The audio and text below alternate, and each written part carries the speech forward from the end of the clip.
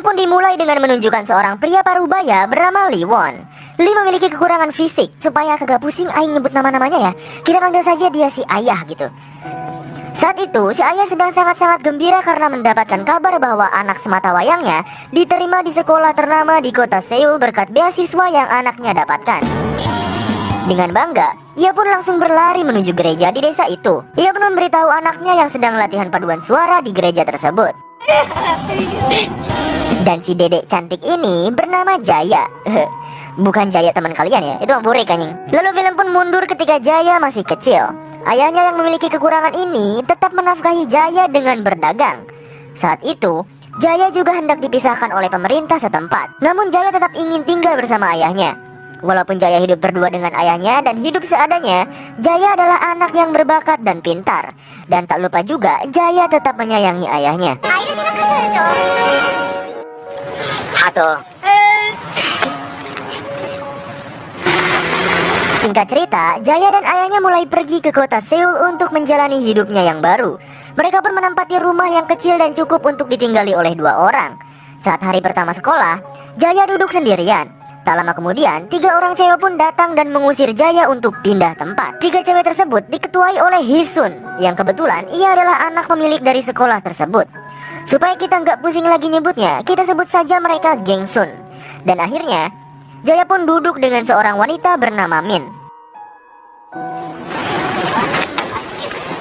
Di sisi lain, si Ayah sedang sibuk nyari tempat untuk ngelapak dagangannya. Ya dikarenakan di kota ada susah nyari tempat lapak yang strategis gitu.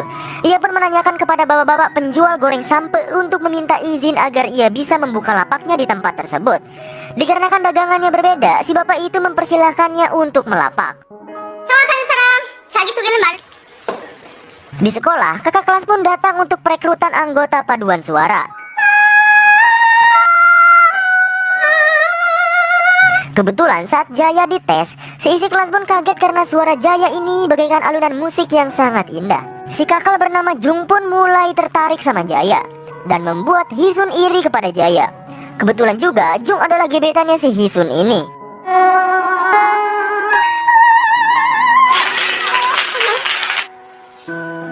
Hari demi hari hubungan pertemanan Jaya dan Min sangat dekat.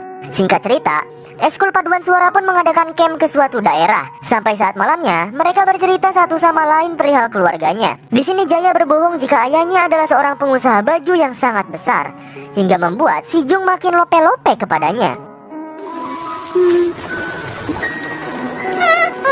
Paginya, Jaya sedang jalan-jalan sambil melatih vokalnya. Tak lama kemudian, datanglah Jung. Ia tiba-tiba bilang bahwa ia suka kepada Jaya. Jaya kaget dan cuma pelangap-longo menunjukkan bahwa dirinya masih polos gitu. Lalu, ia juga mencium dan ngajak Jaya ke semak-semak belukar gitu kan. Ngapain bos? Gak tau udah mau ngapain anjir. Positif aja mungkin mau kento gitu kan.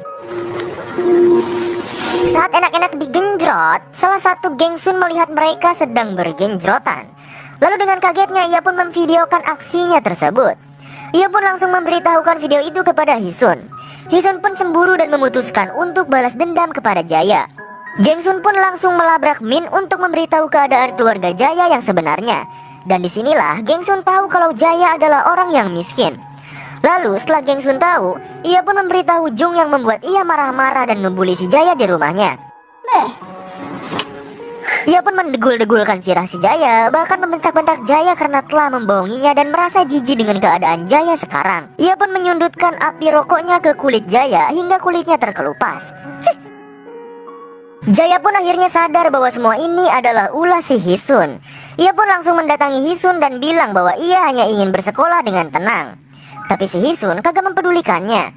Ia malah membacoti si Jaya soal keadaan fisik ayahnya. Sumpah gak ada alak anjing, aing kesel deh. Hisun pun memukuli Jaya hingga akhirnya ia pun masuk ke rumah sakit.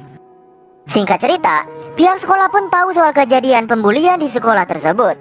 Hingga akhirnya para guru dan kepala sekolah pun mengadakan rapat. Tapi dibalik semua itu, ibunya Hisun meminta sahabatnya Jaya sebagai sanksi, yaitu Min, untuk berbohong saat rapat nanti. dan rapat pun dimulai. Min langsung berbicara bahwa Jaya sering membuli siswa-siswi di sekolah itu. Jaya pun kaget, tapi ia tahu kalau di balik semua itu Min sedang diancam dan ia hanya bisa diam saja. Sementara itu, ayahnya si Jaya memohon-mohon dengan kasihan kepada pihak sekolah agar Jaya bisa dimaafkan.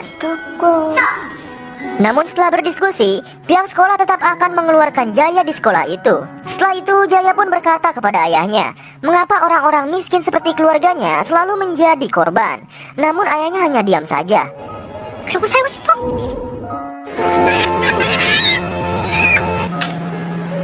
Setelah Jaya dikeluarkan oleh pihak sekolah, ia pun bekerja di Indomaret. Si manajer Indomaret ini baik banget sama Jaya. Bahkan Jaya juga bisa curhat soal masalahnya kepada si manajer ini. Akhirnya, si manajer pun membantu Jaya untuk membuatkan sengketa untuk mengadukan kepada pemerintah setempat. Akhirnya, berita soal pembulian ini menyebar ke seluruh masyarakat dan membuat nama sekolah menjadi jelek, terutama untuk Hisun dan Jung yang membuat mereka gagal untuk melanjutkan bersekolah di luar negeri. Singkat cerita, tepat saat ulang tahun Jaya, Jung, Gengsun, bahkan sahabatnya Jaya yaitu Min dan lainnya datang ke rumah Jaya ramai-ramai. Bukannya mereka merayakan ulang tahun, mereka malah meringkus Jaya dan memperkaos Jaya bergilir. Min juga dipaksa untuk melihat Jaya yang sedang digitukan. Lalu mereka pun merekam Jaya yang sedang digenjrot. Jaya pun diancam, jika ia tidak menarik sengketa tersebut, video tersebut akan dikirimkan kepada ayahnya. Karena gak ada jalan lain, dan Jaya juga gak mau hati ayahnya sendiri kecewa ataupun sakit dan kesal, ia pun memutuskan untuk mencabut sengketa itu. Keadaan pun menjadi semakin parah. Setiap malam, selalu ada laki-laki yang menggenjrot si Jaya. Dikarenakan takut dengan ancaman itu, ia pun hanya pasrah saja. Bahkan parahnya, Jaya ini benar-benar diperlakukan layaknya mainan oleh mereka. Mereka bebas melakukan apa saja kepada Jaya. Dan anjingnya, Gengsun pun memaksa Jaya menjadi PSK dan hanya dibayar 1% dari uang hasil PSK-nya. Goblok gak tuh? Sumpah dah. Pada suatu hari, Jaya pun sedang menghabiskan waktunya dengan ayahnya. Ia bilang kepada ayahnya, gimana kalau kita pulang ke desa aja gitu. Ayahnya hanya tersenyum, dan ayahnya menjawab bahwa ia sudah terbiasa dengan keadaan kota. Bahkan bisnis dagangan yang ayahnya jalankan lagi di atas traffic, atau lagi bagus-bagusnya gitu. Jaya hanya tersenyum karena melihat kebahagiaan ayahnya saat itu. Jaya udah gak bisa apa-apa lagi sekarang, dan ia hanya mencurahkan isi hatinya ke buku harian. Ia pun wudhu dulu biar enjoy dan gak panik gitu.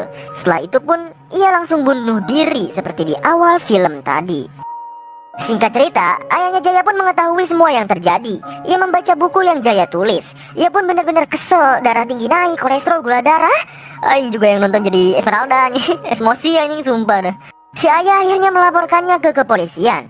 Tapi sayangnya pihak kepolisian tidak bisa membantunya. Aneh kan?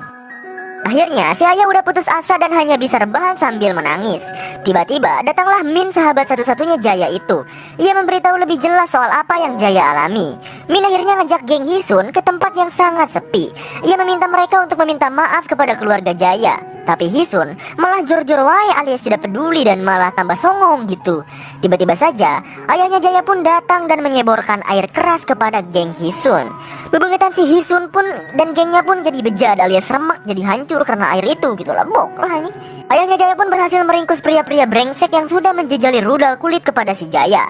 Mereka memohon meminta maaf, tapi karena nyawa gak bisa dibayar sama cuman ngabacot maaf doang gitu kan.